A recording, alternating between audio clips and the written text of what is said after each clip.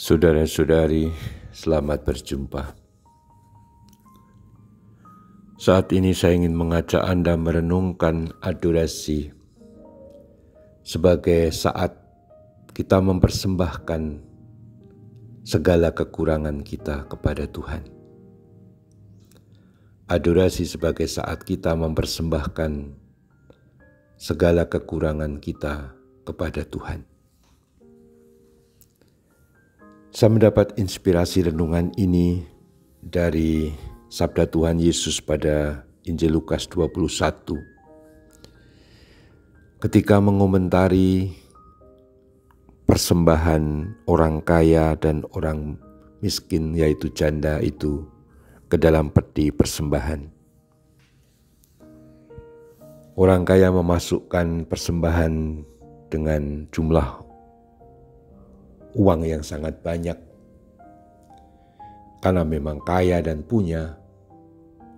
Tetapi janda miskin itu memasukkan 2 peser ke dalam peti. 2 peser itu adalah upahnya sehari yang bisa untuk makan hari itu. Itu diberikan semua kepada Allah. Maka oleh Tuhan Yesus dikomentari, janda itu memberikan dari kekurangannya, bahkan ia memberikan seluruh nafkahnya.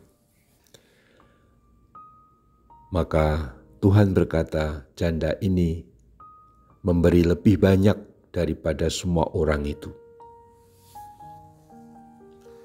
Tuhan Yesus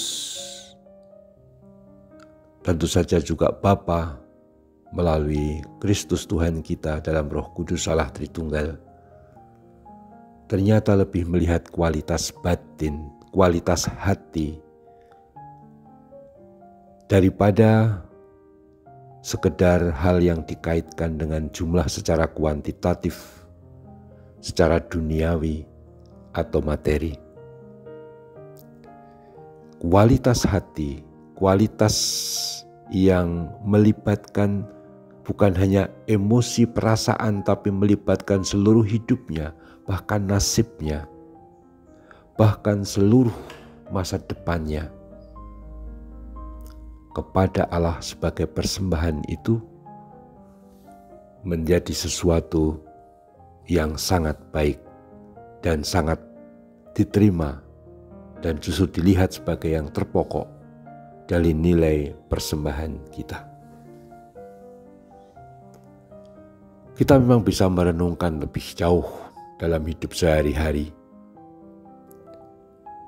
bahwa kita barangkali dianugerahi rezeki yang baik. Dengan rezeki itu kita juga berbagi. Begitu banyak para adorator, begitu banyak umat Katolik yang suka berbagi, apalagi orang yang punya kelebihan rezeki. Ketika kita bisa makan apa saja, dan itu pun bisa tanduk-tanduk itu tambah-tambah. Kita perlu menyadari bahwa berapapun rezeki yang kita terima, berapa banyak pun kita terima, akhirnya yang kita butuhkan untuk makan misalnya tidak lebih dari 1 piring. Itu pun untuk kita-kita yang sudah mulai lanjut usianya, harus mulai hati-hati. Masalah kesehatan yang harus sungguh kita jaga dan kita perhatikan, apalagi masa pandemi ini. Sementara rezeki kita itu penuh kelimpahan. Kalau hanya untuk makan kita hari ini, itu sisa-sisa turah-turah bahasa Jawanya. Tentu saja kita harus berbagi dengan baik kepada sesama yang kekurangan terlebih. Tetapi ternyata itu bukan yang paling penting di hadapan Allah. Kualitas batin, kualitas hati yang memiliki perasaan, bahkan kenyataan bahwa dengan pemberian persembahan hidup kita itu lalu kita menjadi sangat bergantung seutuhnya pada Tuhan, hidup kita hari ini dan seterusnya, bahkan masa depan kita, itulah yang menjadikan persembahan bernilai amat sangat tinggi di hadapan Allah seperti janda miskin tadi. Saya merenungkan bahwa adorasi itu sungguh saat kita mempersembahkan kekurangan kita. Waktu yang bisa kita gunakan kalau kita orang bisnis, berapa bukan hanya ribu, mungkin juta dapat kita hasilkan dengan setengah jam atau 1 jam beradorasi kalau untuk bekerja.